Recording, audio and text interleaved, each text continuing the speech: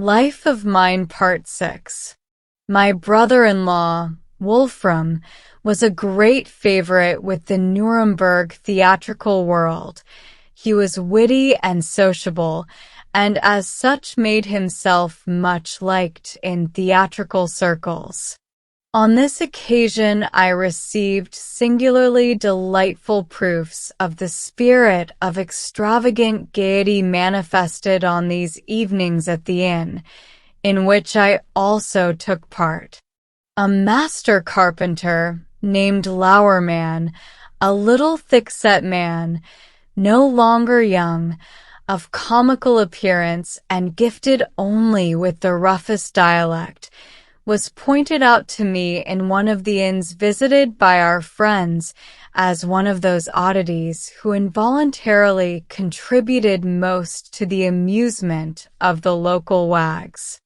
Lowerman, it seems, imagined himself an excellent singer, and as a result of this presumption, evinced interest only in those in whom he thought he recognized a like talent.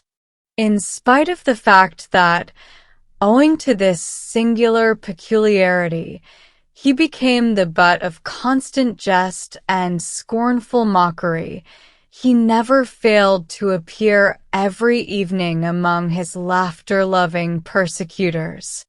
So often had he been laughed at and hurt by their scorn, that it became very difficult to persuade him to give a display of his artistic skill, and this at last could only be effected by artfully devised traps, so laid as to appeal to his vanity. My arrival as an unknown stranger was utilized for a manoeuvre of this kind. How poor was the opinion they held of the unfortunate Mastersingeress judgment was revealed when, to my great amazement, my brother-in-law introduced me to him as the great Italian singer, Lablache. To his credit, I must confess that Lowerman surveyed me for a long time with incredulous distrust, and commented with cautious suspicion on my juvenile appearance, but especially on the evidently tenor character of my voice. But the whole art of these tavern associates and their principal enjoyment consisted in leading this poor enthusiast to believe the incredible, a task on which they spared neither time nor pains. My brother-in-law succeeded in making the carpenter believe that I, while receiving fabulous sums for my performances, wished by a singular act of dissimulation and by visiting public inns to withdraw from the general public, and that, moreover, when it came to a meeting between Lowerman and Lablache, the only real interest could be to hear Lowerman and not Lablache, seeing that the former had nothing to learn from the latter, but only Lablache from him. So singular was the conflict between incredulity, on the one hand, and keenly excited vanity on the other, that finally the poor carpenter became really attractive to me. I began to play the role assigned me with all the skill I could command, and after a couple of hours, which were relieved by the strangest antics, we at last gained our end. The wondrous mortal, whose flashing eyes had long been fixed on me in the greatest excitement, worked his muscles in the peculiarly fantastic fashion which we are accustomed to associate with a music-making automaton, the mechanism of which has been duly wound up. His lips quivered, his teeth gnashed, his eyes rolled convulsively, until finally there broke forth, in a hoarse, oily voice, an uncommonly trivial street ballad. Its delivery, accompanied by a regular movement of his outstretched thumbs behind the ears, and during which his fat face glowed the brightest red, was unhappily greeted with a wild burst of laughter from all present, which excited the unlucky master to the most furious wrath. With studied cruelty this wrath was greeted by those who until then had shamelessly flattered him with the most extravagant mockery, until the poor wretch at last absolutely foamed with rage. As he was leaving the inn amid a hail of curses from his infamous friends, an impulse of genuine pity prompted me to follow him, that I might beg his forgiveness and seek in some way to pacify him, a task all the more difficult since he was especially bitter against me as the latest of his enemies, and the one who had so deeply deceived his eager hope of hearing the genuine Lablash. Nevertheless, I succeeded in stopping him on the threshold, and now the riotous company silently entered into an extraordinary conspiracy to induce Lowerman to sing again that very evening. How they managed this I can as little remember as I can call to mind the effect of the spirituous liquors I imbibed. In any case, I suspect that drink must eventually have been the means of subduing Lowerman, just as it also rendered my own recollections of the wonderful events of that prolonged evening at the inn extremely vague. After Lowerman had for the second time suffered the same mockery, the whole company felt itself bound to accompany the unhappy man to his home. They carried him thither in a wheelbarrow, which they found outside the house, and in this he arrived, in triumph, at his own door, in one of those marvelous narrow alleys peculiar to the old city. Frau Lowerman, who was aroused from slumber to receive her husband, enabled us, by her torrent of curses, to form some idea of the nature of their marital and domestic relations. Mockery of her husband's vocal talents was with her also a familiar theme, but to this she now added the most dreadful reproaches for the worthless scamps who, by encouraging him in this delusion, kept him from profitably following his trade, and even led him to such scenes as the present one. Thereupon the pride of the suffering Masta-singer reasserted itself, for while his wife painfully assisted him to mount the stairs, he harshly denied her right to sit in judgment upon his vocal gifts, and sternly ordered her to be silent. But even now this wonderful night adventure was by no means over. The entire swarm moved once more in the direction of the inn. Before the house, however, we found a number of fellows congregated, among them several workmen, against whom, owing to police regulations as to closing hours, the doors were shut. But the regular guests of the house, who were of our party, and who were on terms of old friendship with the host, thought that it was nevertheless permissible and possible to demand entrance. The host was troubled at having to bar his door against friends, whose voices he recognized, yet it was necessary to prevent the new arrivals from forcing a way in with them. Out of this situation a mighty confusion arose, which, what with shouting and clamor and an inexplicable growth in the number of the disputants, soon assumed a truly demoniacal character. It seemed to me as though in a few moments the whole town would break into a tumult, and I thought I should once more have to witness a revolution, the real origin of which no man could comprehend. Then suddenly I heard someone fall, and, as though by magic, the whole mass scattered in every direction.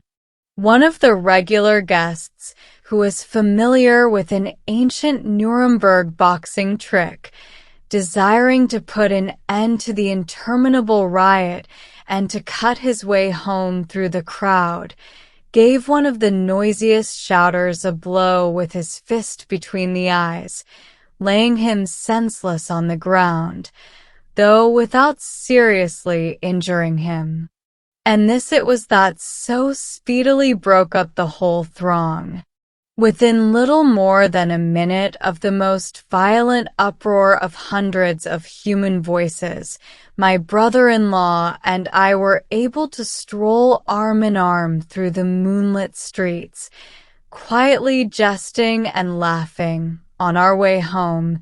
And then it was that, to my amazement and relief, he informed me that he was accustomed to this sort of life every evening. At last, however, it became necessary seriously to attend to the purpose of my journey. Only in passing did I touch at Würzburg for a day. I remember nothing of the meeting with my relations and acquaintance beyond the melancholy visit to Friedrich Galvani already mentioned. On reaching Frankfurt, I was obliged to seek at once the shelter of a decent hotel in order to await there the result of my solicitations for subsidies from the directorate of the Magdeburg Theatre. My hopes of securing the real stars of our operatic undertaking were formed with a view to a season at Wiesbaden, where, I was told, a good operatic company was on the point of dissolution. I found it extremely difficult to arrange the short journey thither, yet I managed to be present at a rehearsal of Robert der Teufel, in which the tenor Freemuller distinguished himself. I interviewed him at once, and found him willing to entertain my proposals for Magdeburg. We concluded the necessary agreement, and I then returned with all speed to my headquarters, the Weidenbusch Hotel in Frankfurt. There I had to spend another anxious week, during which I waited in vain for the necessary traveling expenses to arrive from Magdeburg. To kill time I had recourse, among other things, to a large red pocketbook which I carried about with me in my portmanteau, and in which I entered, with exact details of dates, etc., notes for my future biography, the selfsame book which now lies before me to freshen my memory, and which I have ever since added to at various periods of my life, without leaving any gaps. Through the neglect of the Magdeburg managers, my situation, which was already serious, became literally desperate, when I made an acquisition in Frankfurt which gave me almost more pleasure than I was able to bear. I had been present at a production of the Zauberflöte under the direction of Gurr, then wonderfully renowned as a conductor of genius, and was agreeably surprised at the truly excellent quality of the company. It was, of course, useless to think of luring one of the leading stars into my net. On the other hand, I saw clearly enough that the youthful Fräulein Limbach, who sang the first boyess part, possessed a desirable talent. She accepted my offer of an engagement and, indeed, seemed so anxious to be rid of her Frankfurt engagement that she resolved to escape from it surreptitiously.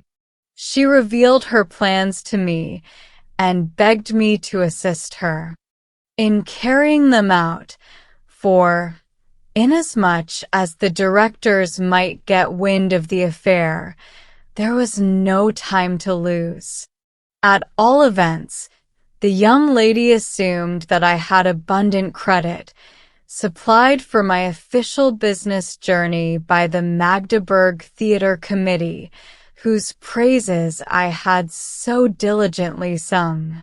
But already I had been compelled to pledge my scanty traveling gear in order to provide for my own departure.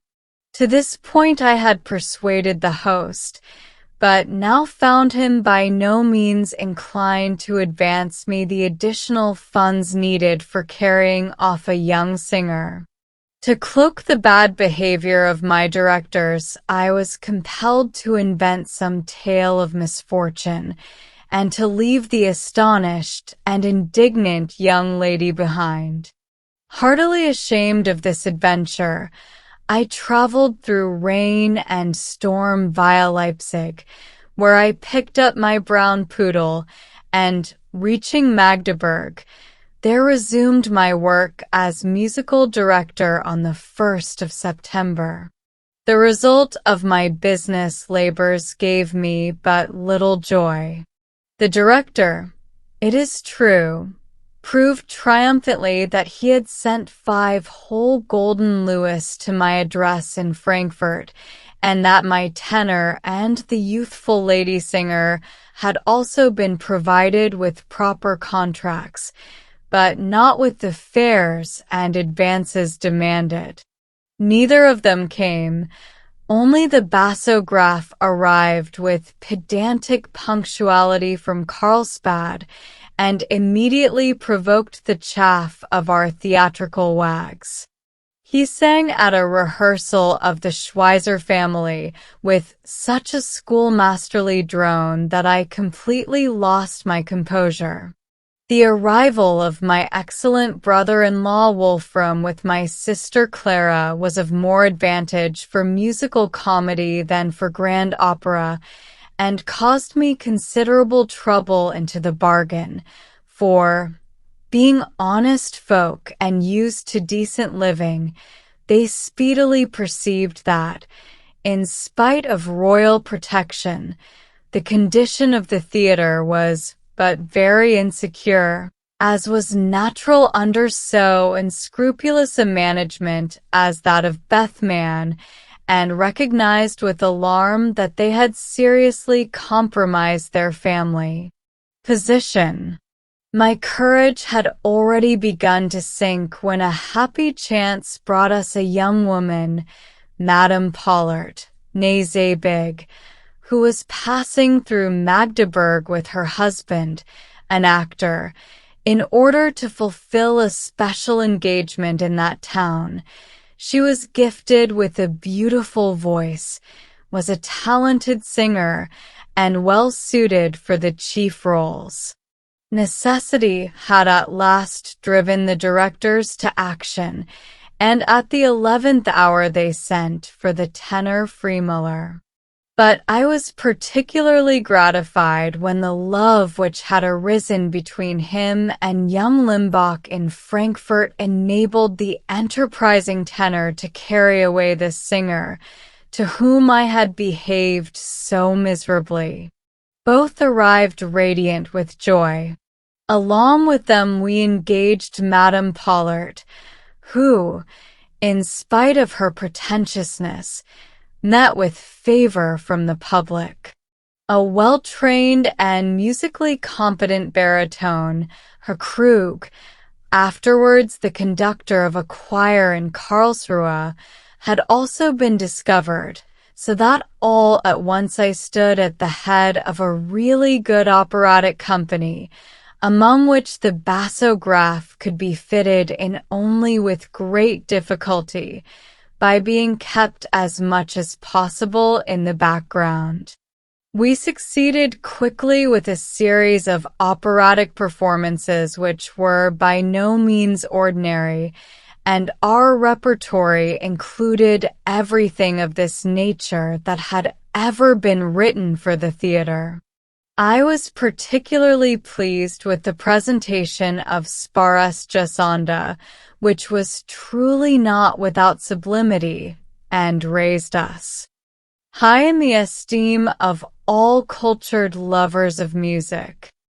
I was untiring in my endeavors to discover some means of elevating our performances above the usual level of excellence compatible with the meager resources of provincial theaters.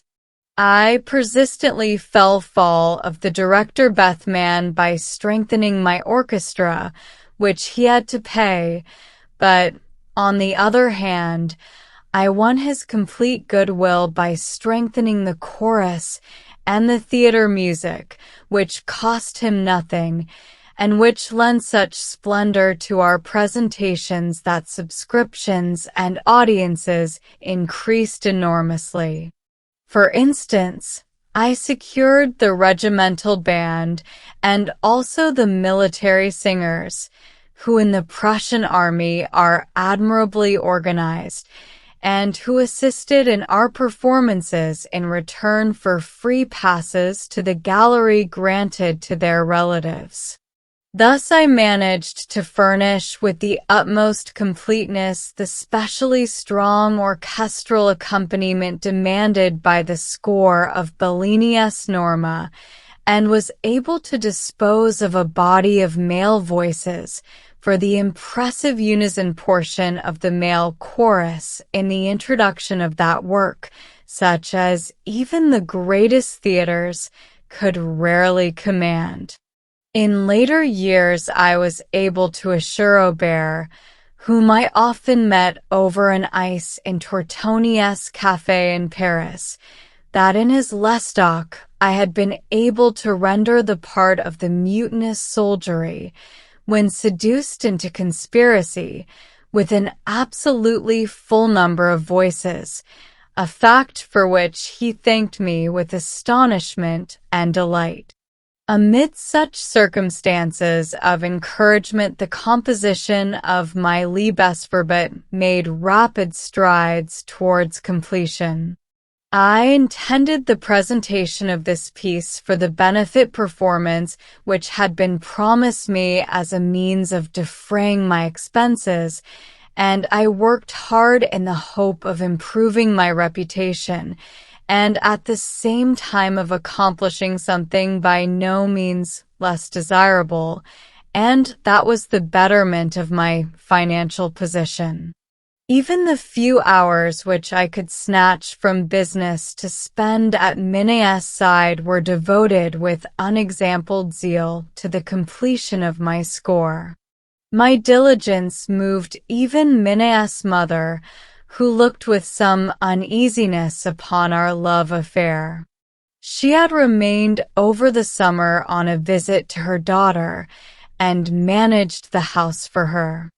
Owing to her interference, a new and urgent anxiety had entered into our relations, which pressed for serious settlement. It was natural that we should begin to think of what it was all going to lead to. I must confess that the idea of marriage, especially in view of my youth, filled me with dismay, and without indeed reflecting on the matter, or seriously weighing its pros and cons, a naive and instinctive feeling prevented me even from considering the possibility of a step which would have such serious consequences upon my whole life. Moreover, our modest circumstances were in so alarming and uncertain a state that even Minna declared that she was more anxious to see these improved than to get me to marry her. But she was also driven to think of herself, and that promptly, for trouble arose with regard to her own position in the Magdeburg Theatre. There she had met with a rival in her own speciality, and as this woman's husband became chief stage manager, and consequently had supreme power, she grew to be a source of great danger. Seeing, Therefore, that at this very moment Minna received advantageous offers from the managers of the Königstadt Theater in Berlin then. Doing a splendid business, she seized the opportunity to break off her connection with the Magdeburg Theater and thus plunged me, whom she did not appear to consider in the matter, into the depths of despair. I could not hinder Minna from going to Berlin to fulfill a special engagement there, although this was not in accordance with her agreement, and so she departed, leaving me behind, overcome with grief and doubt as to the meaning of her conduct.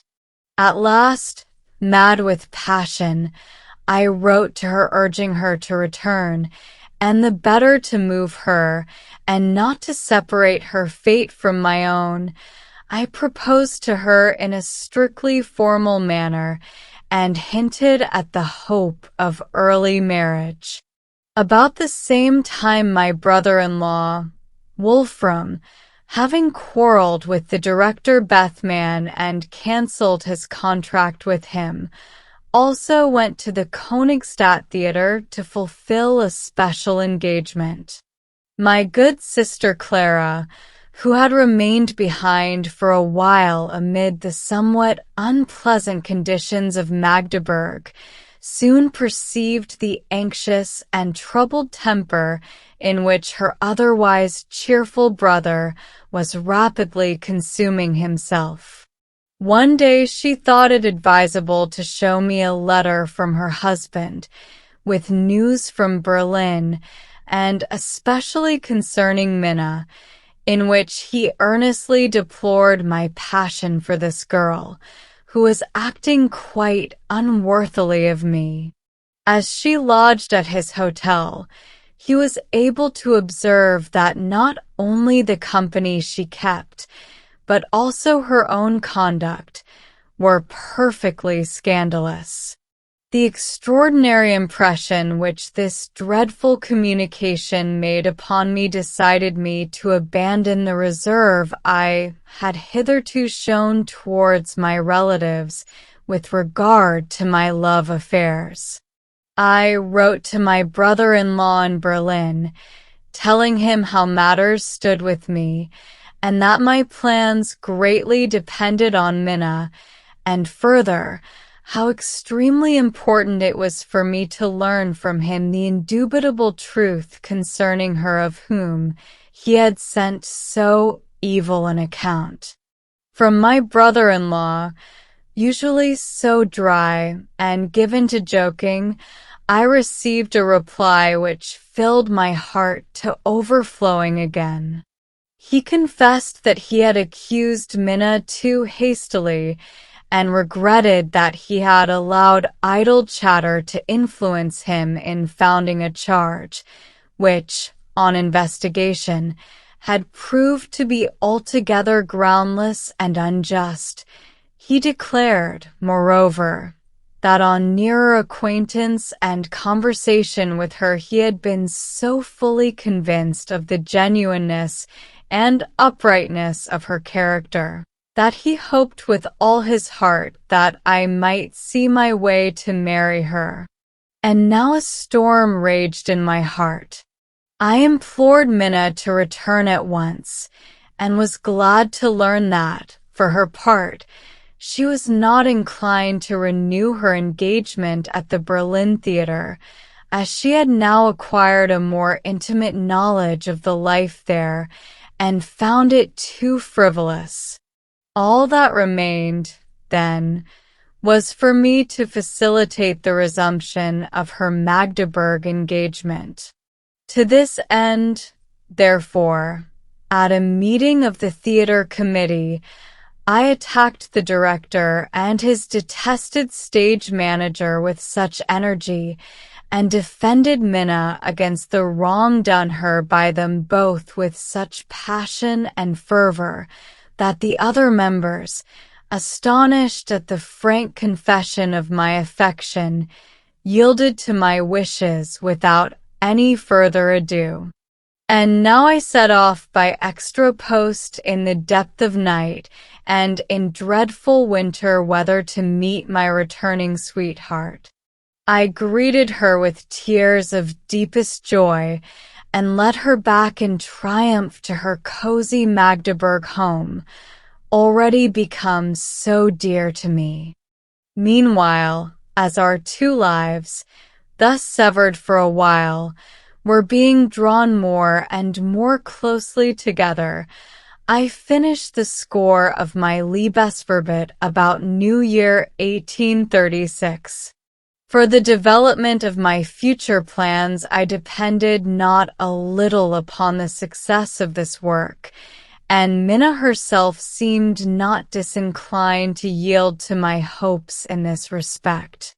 We had reason to be concerned as to how matters would pan out for us at the beginning of the spring, for this season is always a bad one in which to start such precarious theatrical enterprises.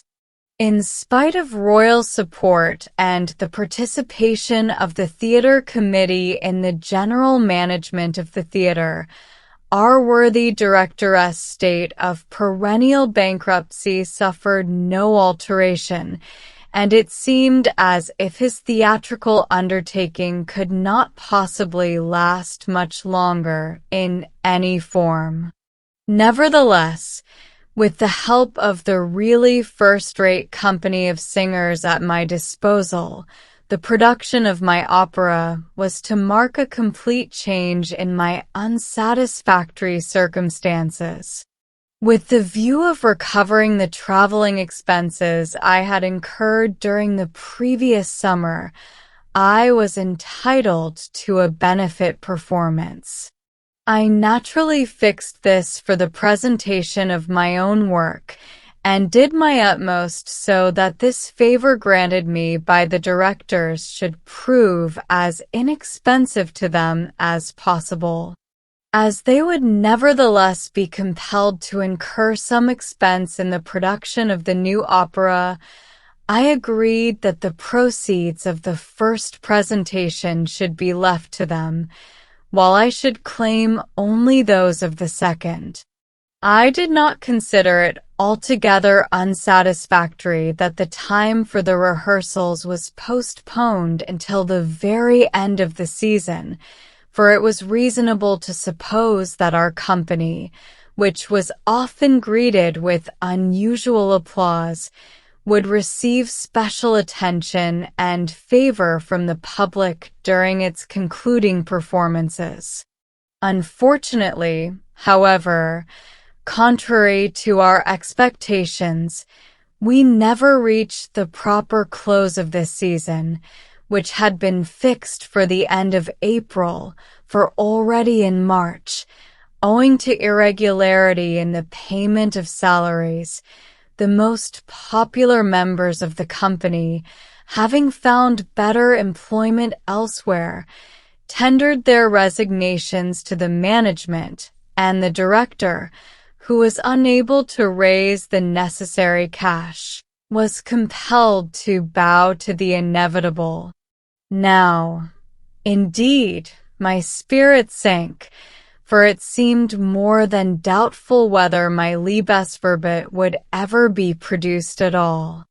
I owed it entirely to the warm affection felt for me personally by all members of the opera company that the singers consented not only to remain until the end of March, but also to undertake the toil of studying and rehearsing my opera, a task which, considering the very limited time, promised to be extremely arduous.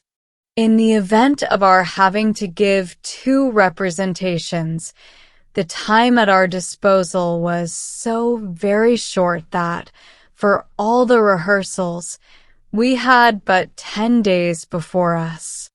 And since we were concerned not with a light comedy or farce, but with a grand opera, and one which, in spite of the trifling character of its music, contained numerous and powerful concerted passages, the undertaking might have been regarded almost as foolhardy.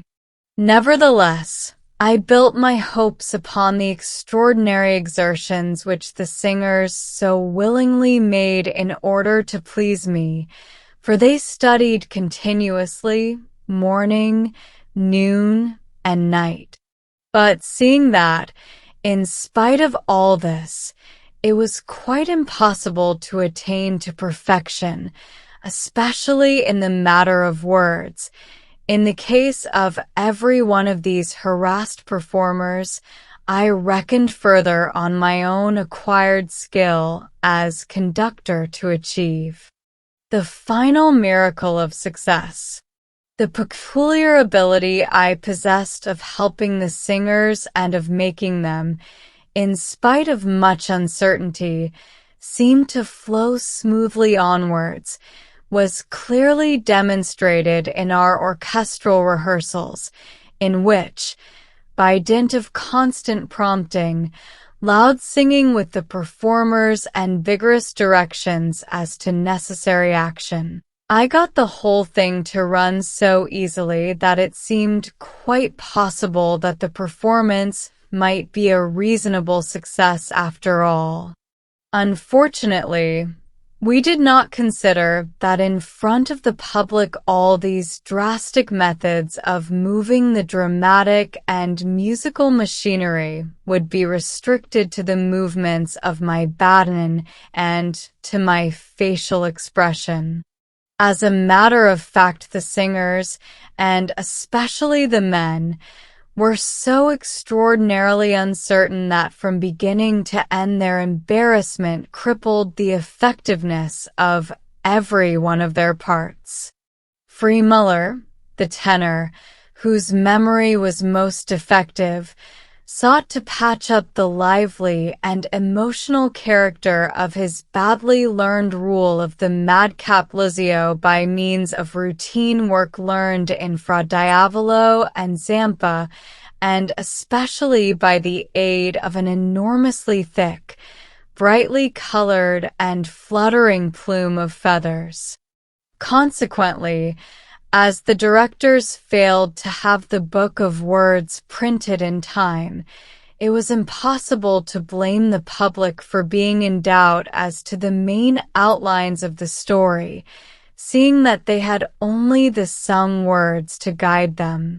With the exception of a few portions played by the lady singers, which were favorably received, the whole performance, which I had made to depend largely upon bold, energetic action and speech, remained but a musical shadow play, to which the orchestra contributed its own inexplicable effusions, sometimes with exaggerated noise.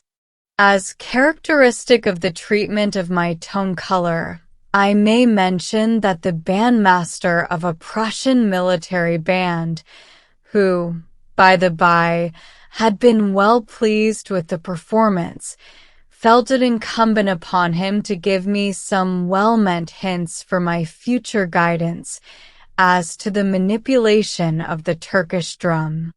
Before I relate the further history of this wonderful work of my youth, I will pause a moment briefly to describe its character, and especially its poetical elements.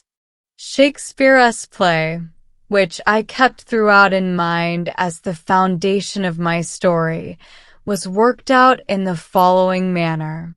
An unnamed king of Sicily leaves his country, as I suggest, for a journey to Naples, and hands over to the regent appointed, whom I simply call Friedrich, with the view of making him appear as German as possible, full authority to exercise all the royal power in order to effect a complete reform in the social habits of his capital, which had provoked the indignation of the council. At the opening of the play, we see the servants of the public authority busily employed either in shutting up or in pulling down the houses of popular amusement in a suburb of Palermo, and in carrying off the inmates, including hosts and servants, as prisoners. The populace oppose this first step, and much scuffling ensues.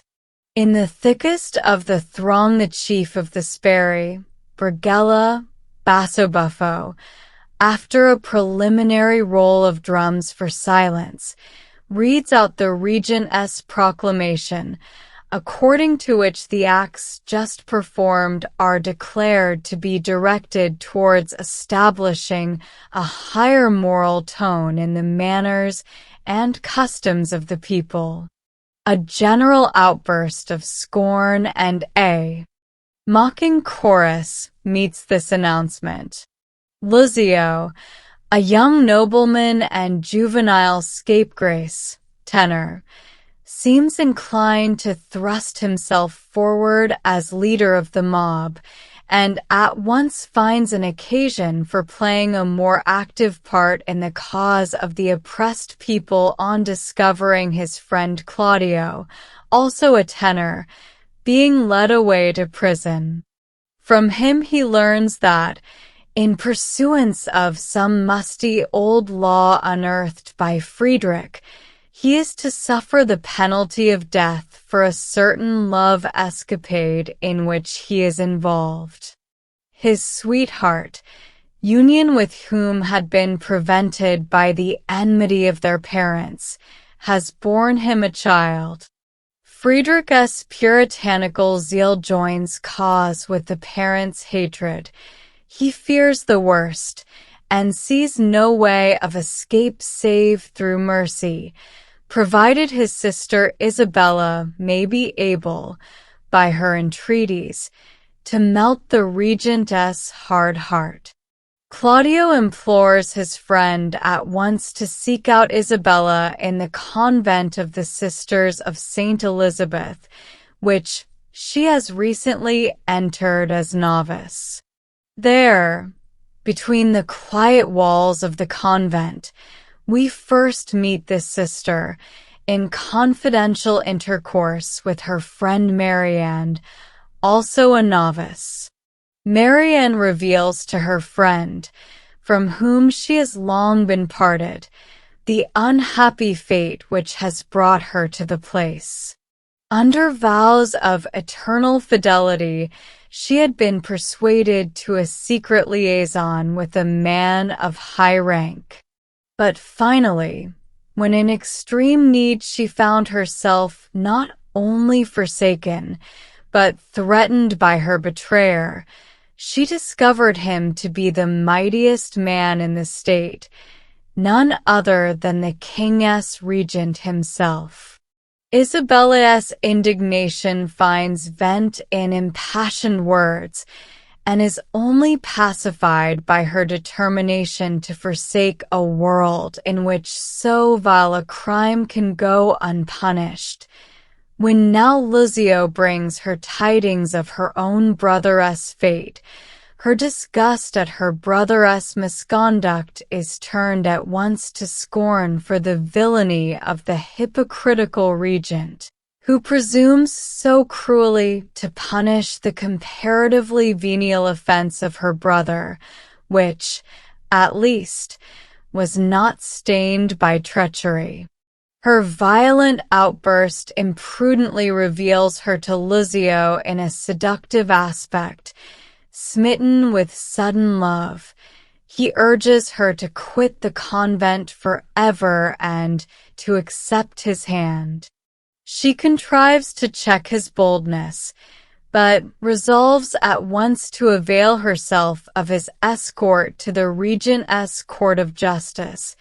Here the trial scene is prepared, and I introduce it by a burlesque hearing of several persons charged by the Sbirro captain with offenses against morality. The earnestness of the situation becomes more marked when the gloomy form of Friedrich strides through the inrushing and unruly crowd, commanding silence, and he himself undertakes the hearing of Claudio's case in the sternest manner possible.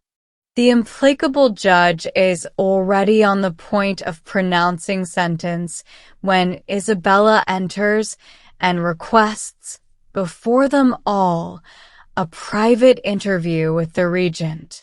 In this interview, she behaves with noble moderation towards the dreaded, yet despised man before her, and appeals at first only to his mildness and mercy. His interruptions merely serve to stimulate her ardor. She speaks of her brother's offense in melting accents and implores forgiveness for so human and by no means unpardonable a crime. Seeing the effect of her moving appeal, she continues with increasing ardor to plead with the judge's hard and unresponsive heart, which can certainly not have remained untouched by sentiments such as those which had actuated her brother, and she calls upon his memory of these to support her desperate plea for pity. At last the ice of his heart is broken.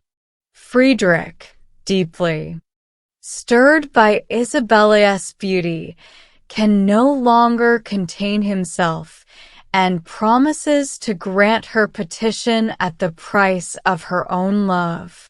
Scarcely has she become aware of the unexpected effect of her words when, filled with indignation at such incredible villainy, she cries to the people through doors and windows to come in, that she may unmask the hypocrite before the world. The crowd is already rushing tumultuously into the hall of judgment, when, by a few significant hints, Friedrich, with frantic energy, succeeds in making Isabella realize the impossibility of her plan. He would simply deny her charge, boldly pretend that his offer was merely made to test her, and would doubtless be readily believed so soon as it became only a question of rebutting a charge of lightly making love to her. Isabella, ashamed and confounded, recognizes the madness of her first step and gnashes her teeth in silent despair.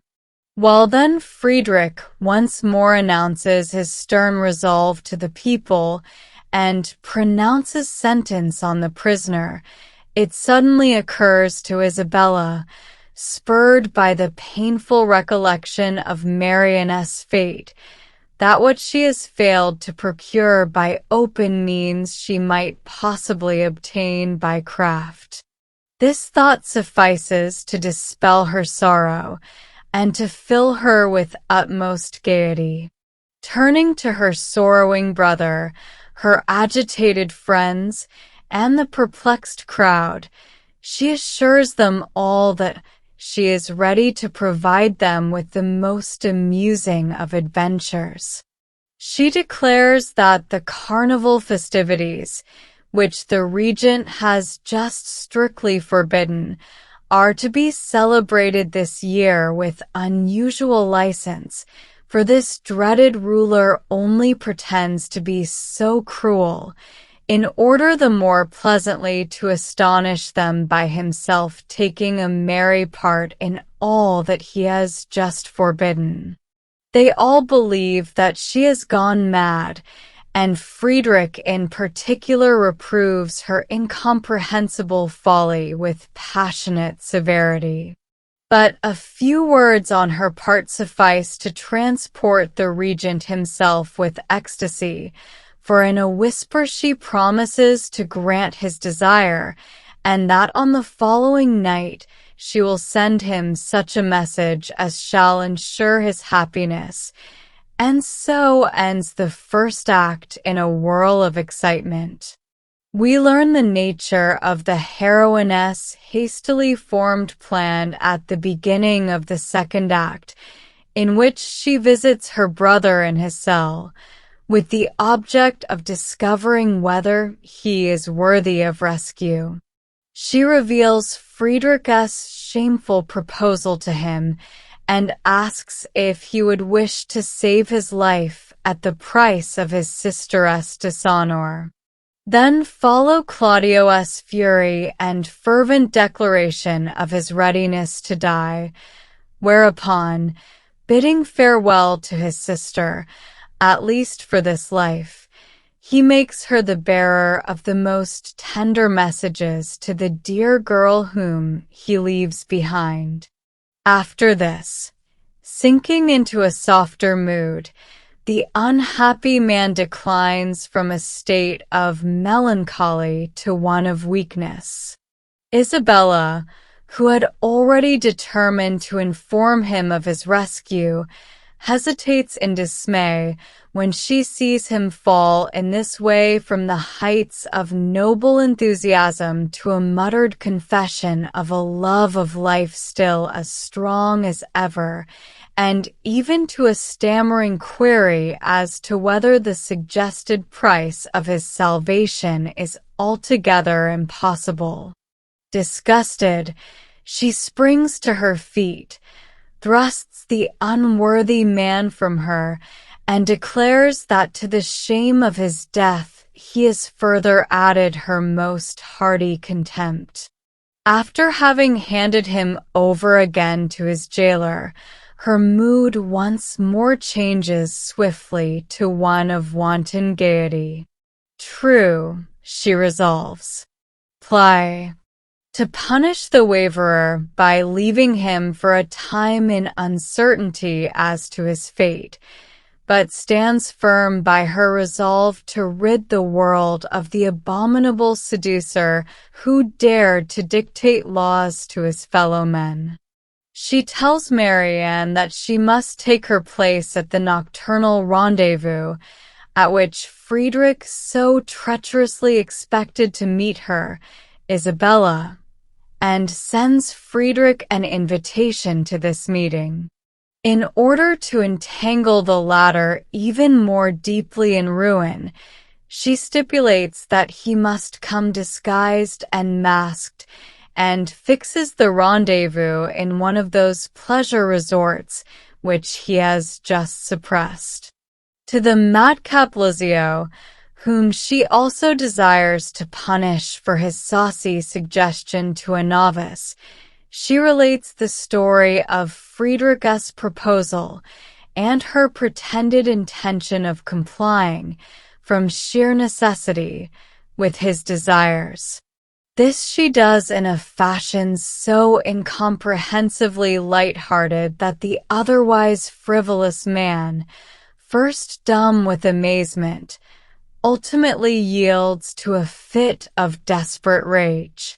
He swears that, even if the noble maiden herself can endure such shame, he will himself strive by every means in his power to avert it, and would prefer to set all Palermo on fire and in tumult rather than allow such a thing to happen.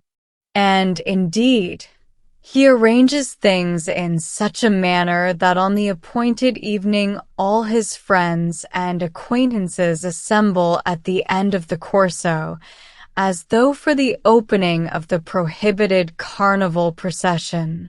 At nightfall, as things are beginning to grow wild and merry, Lizio appears and sings an extravagant carnival song, with the refrain, "Who joins us not in frolic jest, shall have a dagger in his breast," by which means he seeks to stir the crowd to bloody revolt. When a band of Sperry approaches, under Bergelius' leadership, to scatter the gay throng, the mutinous project seems on the point of being accomplished. But for the present Lizio prefers to yield and to scatter about the neighborhood, as he must first of all win the real leader of their enterprise, For here was the spot which Isabella had mischievously revealed to him as the place of her pretended meeting with the regent. For the latter Luzio therefore lies in wait. Recognizing him in an elaborate disguise, he blocks his way, and as Friedrich violently breaks loose, is on the point of following him with shouts and drawn sword, when, on a sign from Isabella, who is hidden among some bushes, he is himself stopped and led away. Isabella then advances, rejoicing in the thought of having restored the betrayed Marianne to her faithless spouse. Believing that she holds in her hand the promised pardon for her brother, she is just on the point of abandoning all thought of further vengeance when, breaking the seal, to her intense horror, she recognizes by the light of a torch that the paper contains but a still more severe order of execution, which, owing to her desire not to disclose to her brother the fact of his pardon, a mere chance had now delivered into her hand, through the agency of the bribed jailer. After a hard fight with the tempestuous passion of love, and recognizing his helplessness against this enemy of his peace, Friedrich has in fact already resolved to face his ruin, even though as a criminal, yet still as a man of honor. An hour on Isabella's breast, and then his own. Death by the same law whose implacable severity shall also claim Claudio's life. Isabella, perceiving in this conduct only a further proof of the hypocrite's villainy, breaks out once more into a tempest of agonized despair. Upon her cry for immediate revolt against the scoundrelly tyrant, the people collect together and form a motley and passionate crowd. Luzio, who also returns, counsels the people with stinging bitterness to pay no heed to the womaness fury. He points out that she is only tricking them, as she has already tricked him, for he still believes in her shameless infidelity. Fresh confusion, increased despair of Isabella. Suddenly from the background comes the burlesque cry of Brighella for help, who, himself suffering from the pangs of jealousy, has by mistake arrested the masked regent, and thus led to the latter's discovery. Friedrich is recognized, and Marianne, trembling on his breast, is also unmasked. Amazement, indignation, cries of joy burst forth all round. The needful explanations are quickly given, and Friedrich sullenly demands to be set before the judgment seat of the returning king. Claudio, released from prison by the jubilant populace, informs him that the sentence of death for crimes of love is not intended for all times. Messengers arrive to announce the unexpected arrival in harbor of the king. It is resolved to march in full masked procession to meet the beloved prince, and joyously to pay him homage, all being convinced that he will heartily rejoice to see how the gloomy Puritanism of Germany is suited to his hot-blooded Sicily. Of him it is said, "Your merry festals please him more than gloomy laws or legal lore."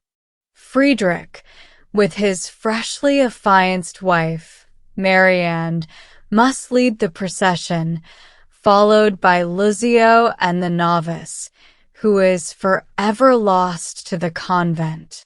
These spirited and, in many respects, boldly devised scenes I had clothed in suitable language and carefully written verse, which had already been noticed by Lobby. The police at first took exception to the title of the work, which, had I not changed it, would have led to the complete failure of my plans for its presentation. It was the week before Easter, and the theater was consequently forbidden to produce jolly, or at least frivolous, plays during this period. Luckily, the magistrate, with whom I had to treat concerning the matter, did not show any inclination to examine the libretto himself, and when I assured him that it was modeled upon a very serious play of Shakespeare's, the authorities contented themselves merely with changing the somewhat startling title. Die Novice van Palermo, which was the new title, had nothing suspicious about it, and was therefore approved as correct without further scruple. I fared quite otherwise in Leipzig, where I attempted to introduce this work in the place of my Fiend, when the latter was withdrawn. The director, Ringelhart, whom I sought to win over to my cause by assigning the part of Marianne to his daughter, then making her debut in opera, chose to reject my work on the apparently very reasonable grounds that the tendency of the theme displeased him. He assured me that, even if the Leipzig magistrates had consented to its production, a fact concerning which his high esteem for that body led him to have serious doubts, he himself, as a conscientious father, could certainly not permit his daughter to take part in it. Strange to say, I suffered nothing from the suspicious nature of the libretto of my opera on the occasion of its production in Magdeburg, for, as I have said, thanks to the unintelligible manner in which it was produced, the story remained a complete mystery to the public. This circumstance, and the fact that no opposition had been raised on the ground of its tendency, made a second performance possible, and as nobody seemed to care one way or the other, no objections were raised. Feeling sure that my opera had made no impression, and had left the public completely undecided about its merits, I reckon that, in view of this being the farewell performance of our opera company, we should have good, not to say large, takings. Consequently, I did not hesitate to charge full prices for admittance. I cannot rightly judge whether, up to the commencement of the overture, any people had taken their places in the auditorium, but about a quarter of an hour before the time fixed for beginning, I saw only Madame Gottschalk and her husband and, curiously enough, a Polish Jew in full dress, seated in the stalls. Despite this, I was still hoping for an increase in the audience, when suddenly the most incredible commotion occurred behind the scenes. Hippolyte, the husband of my prima donna, who was acting Isabella, was assaulting Schreiber, the second tenor, a very young and handsome man taking the part of Claudio, and against whom the injured husband had for some time been nursing a secret rancor born of jealousy. It appeared that the singer's husband, who had surveyed the theater from behind the drop scene with me, had satisfied himself as to the style of the audience, and decided that the longed-for hour was at hand when, without injuring the operatic enterprise, he could wreak vengeance on his wife's lover. Claudio was so severely used by him that the unfortunate fellow had to seek refuge in the dressing-room, his face covered with blood. Isabella was told of this and rushed despairingly to her raging spouse, only to be so soundly cuffed by him that she went into convulsions. The confusion that ensued amongst the company soon knew no bounds. They took sides in the quarrel, and little was wanting for it to turn into a general fight, as everybody seemed to regard this unhappy evening as particularly favorable for the paying off of any old scores and supposed insults. This much was clear, that the couple suffering from the effects of Hippolyte's conjugal resentment were unfit to appear that evening. The manager was sent before the drop scene to inform the small and strangely assorted audience gathered in the theater that, owing to unforeseen circumstances, the representation would not take place. This was the end of my career as director and composer in Magdeburg, which in the beginning had seemed so full of promise and had been started at the cost of considerable sacrifice.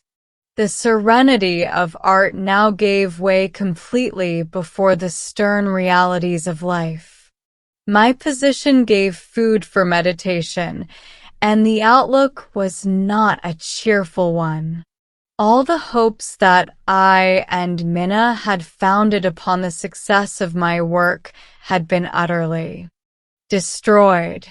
My creditors, who had been appeased by the anticipation of the expected harvest, lost faith in my talents, and now counted solely on obtaining bodily possession of me, which they endeavored to do by speedily instituting legal proceedings.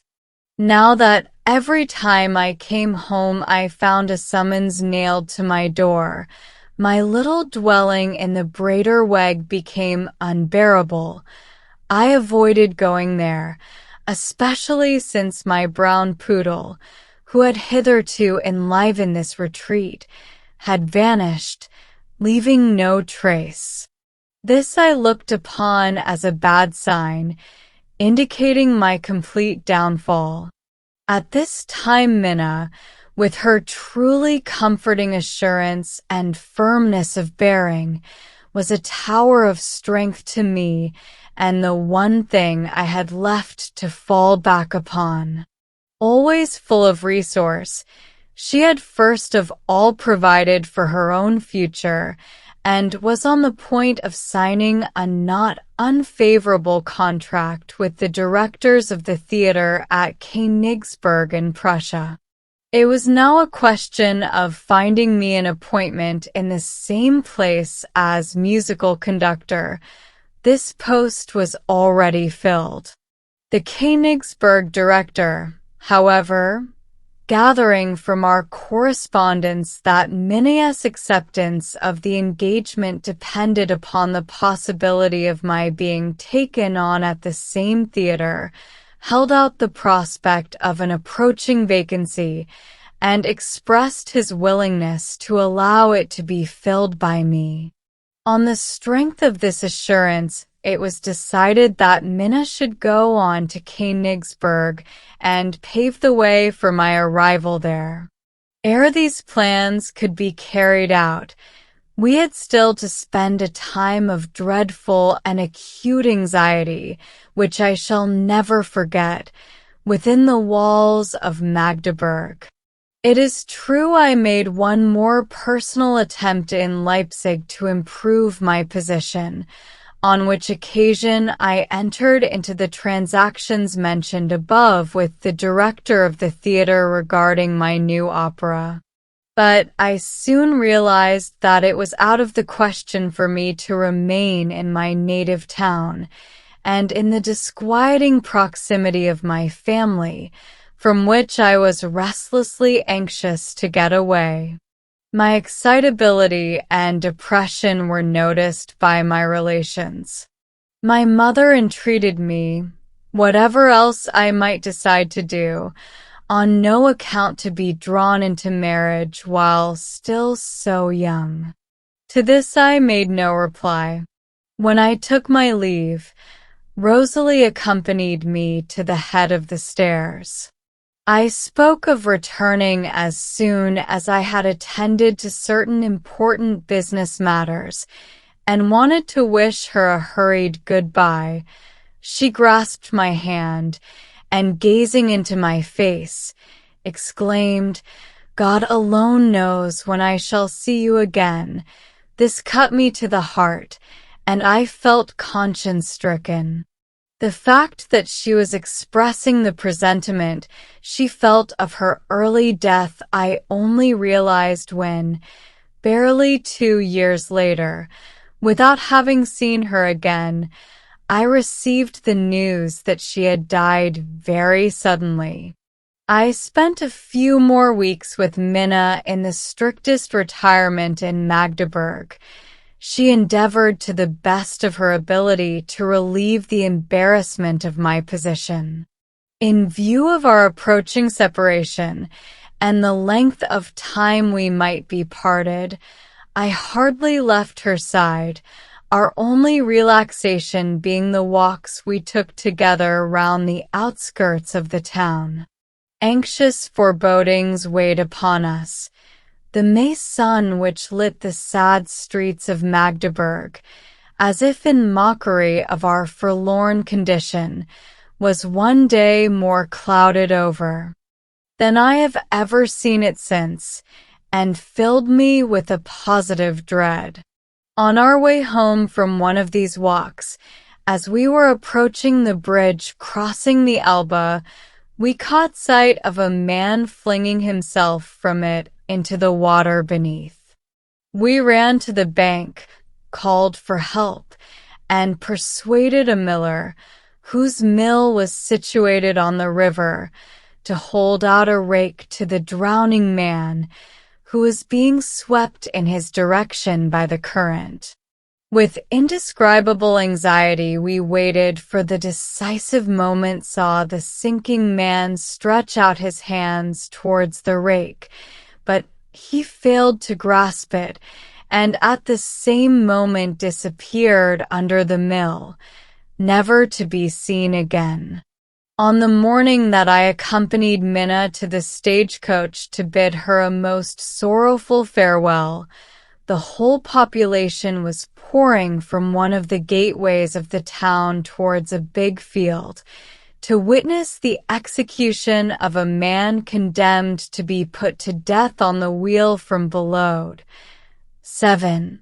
The culprit was a soldier who had murdered his sweetheart in a fit of jealousy. When, later in the day, I sat down to my last dinner at the inn, I heard the dreadful details of the Prussian mode of execution being discussed on all sides. A young magistrate, who was a great lover of music, told us about a conversation he had had with the executioner, who had been procured from Halle, and with whom he had discussed the most humane method of hastening the death of the victim. In telling us about him, he recalled the elegant dress and manners of this ill-omened person with a shudder. Durch das Rot von unten.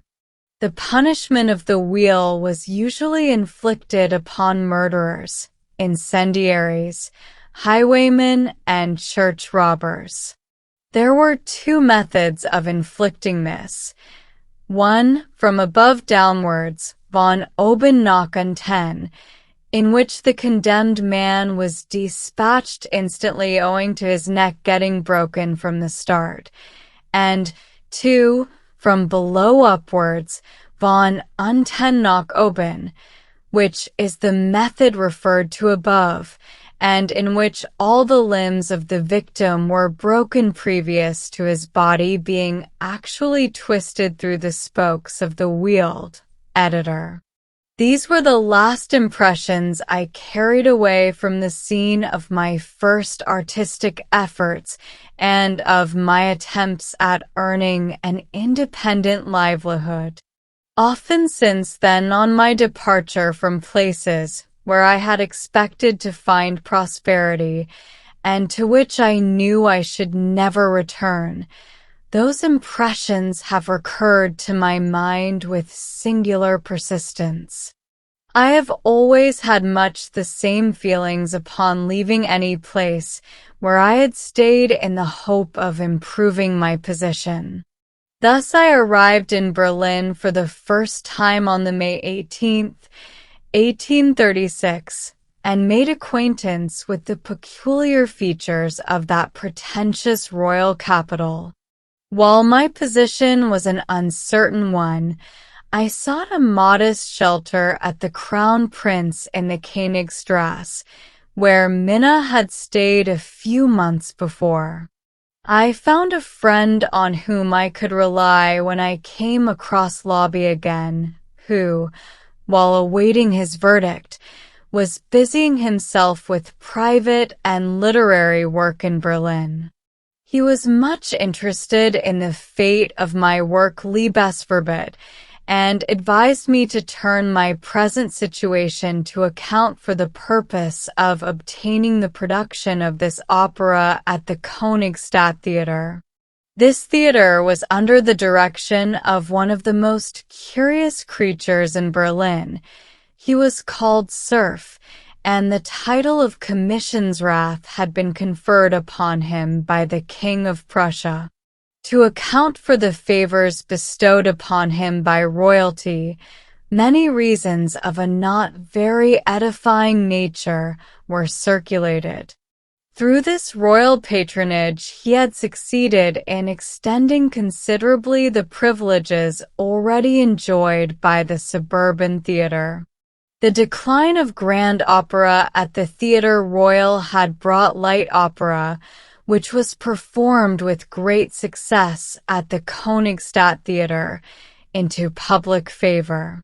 The director, puffed up by success, openly labored under the delusion that he was the right man in the right place, and expressed his entire agreement with those who declared that one could only expect a theater to be successfully managed by common and uneducated men, and continued to cling to his blissful and boundless state of ignorance in the most amusing manner. Relying absolutely upon his own insight, he had assumed an entirely dictatorial attitude towards the officially appointed artists of his theater, and allowed himself to deal with them according to his likes and dislikes. I seemed destined to be favored by this mode of procedure. At my very first visit, Cerf expressed his satisfaction with me, but wished to make use of me as a tenor. He offered no objection whatever to my request for the production of my opera, but, on the contrary, promised to have it staged immediately. He seemed particularly anxious to appoint me conductor of the orchestra. As he was on the point of changing his operatic company, he foresaw that his present conductor, Glaser, the composer of Adlershorst, would hinder his plans by taking the part of the older singers. He was therefore anxious to have me associated with his theater, that he might have someone to support him who was favorably disposed towards the new singers. All this sounded so plausible that I could scarcely be blamed for believing that the wheel of fortune had taken a favorable turn for me, and for feeling a sense of light-heartedness at the thought of such rosy prospects. I had scarcely allowed myself the few modifications in my manner of living which these improved circumstances seemed to justify, ere it was made clear to me that my hopes were built upon sand.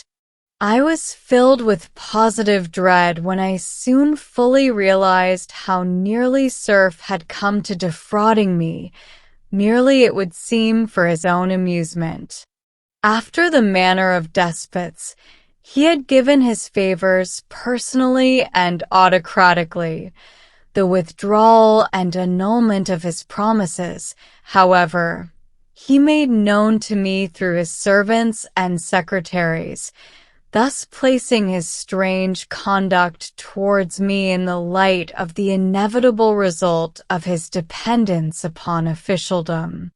As Cerf wished to rid himself of me without even offering me compensation, I was obliged to try to come to some understanding regarding all that had been definitely arranged between us, and this with the very people against whom he had previously warned me and had wanted me to side with him.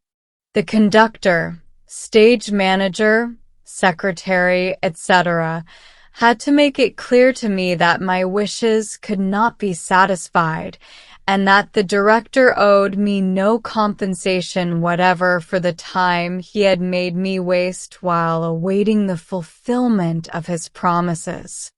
This unpleasant experience has been a source of pain to me ever since. Owing to all this, my position was very much worse than it had been before. Minna wrote to me frequently from Königsberg, but she had nothing encouraging to tell me with regard to my hopes in that direction. The director of the theater there seemed unable to come to any clear understanding with his conductor, a circumstance which I was afterwards able to understand, but which at the time appeared to me inexplicable and made my chance of obtaining the coveted appointment seem exceedingly remote. It seemed certain, however, that the post would be vacant in the autumn, and as I was drifting about aimlessly in Berlin and refused for a moment to entertain the thought of returning to Leipzig, I snatched at this faint hope, and in imagination soared above the Berlin quicksands to the safety of the harbor on the Baltic.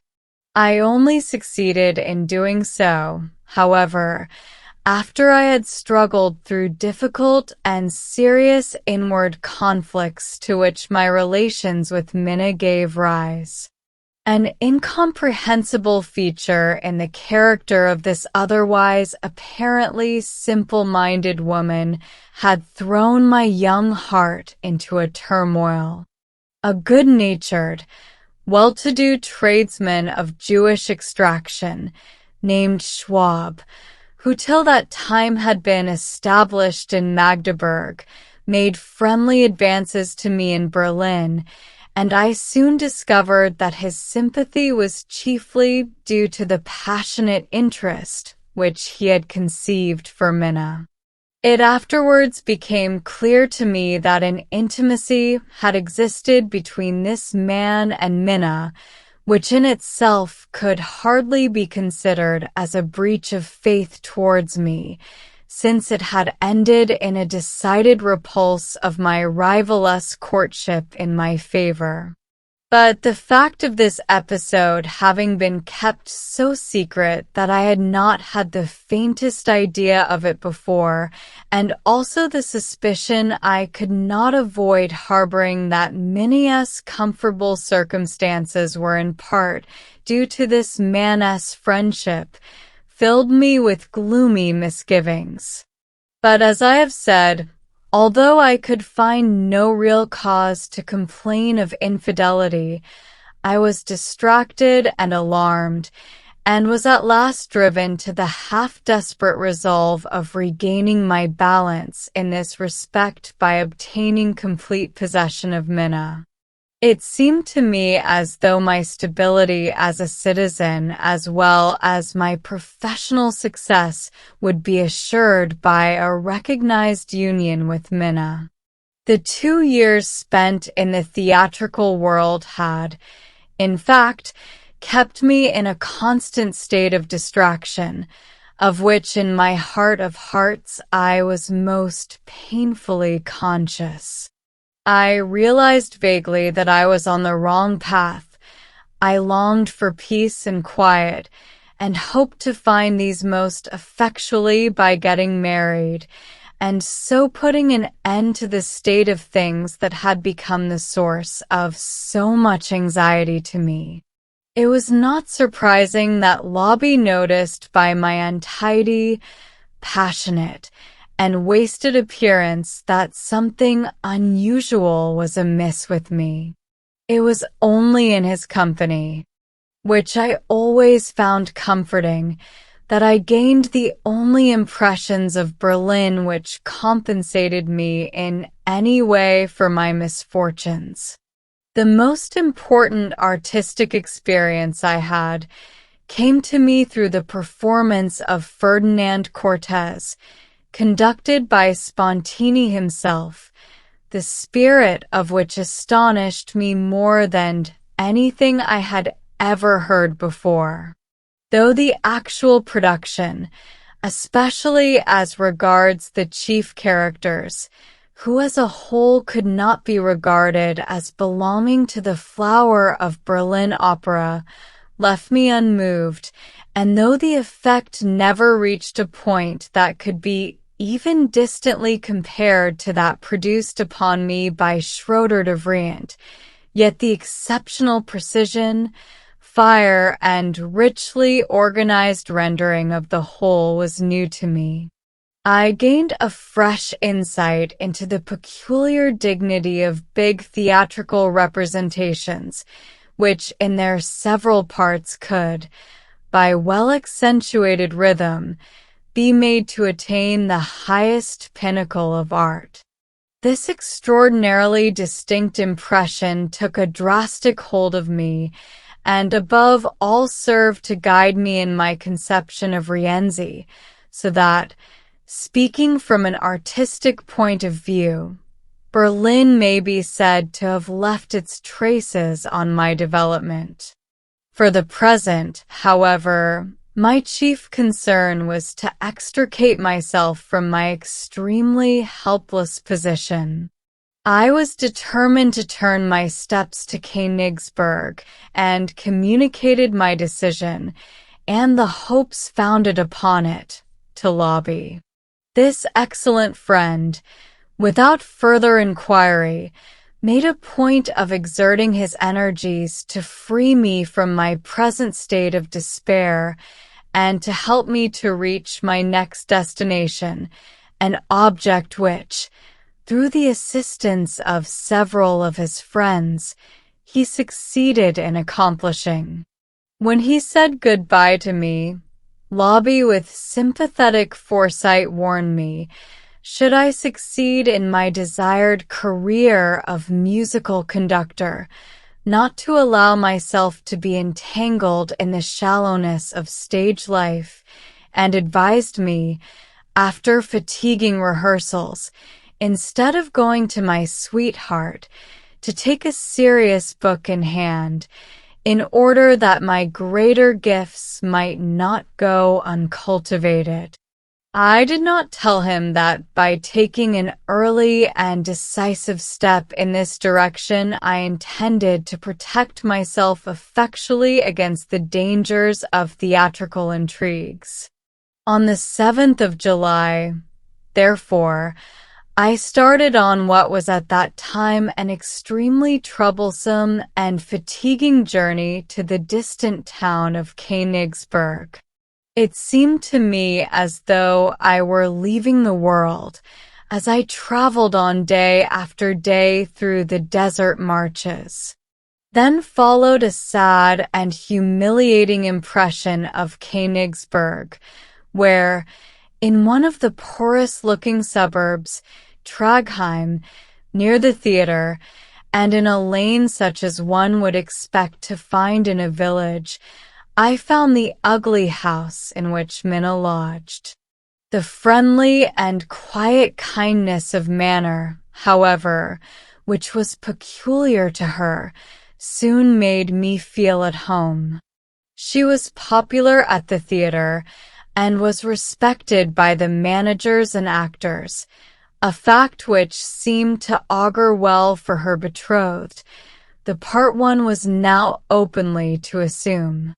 Though as yet there seemed no distinct prospect of my getting the appointment I had come for, yet we agreed that I could hold out a little longer, and that the matter would certainly be arranged in the end.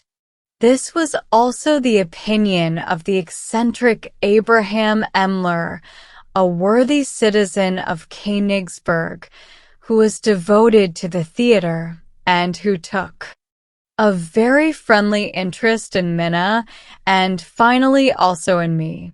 This man, who was already well advanced in life, belonged to the type of theater lovers now probably completely extinct in Germany, but of whom so much is recorded in the history of actors of earlier times. One could not spend an hour in the company of this man, who at one time had gone in for the most reckless speculations, without having to listen to his account of the glory of the stage in former times, described in most lively terms.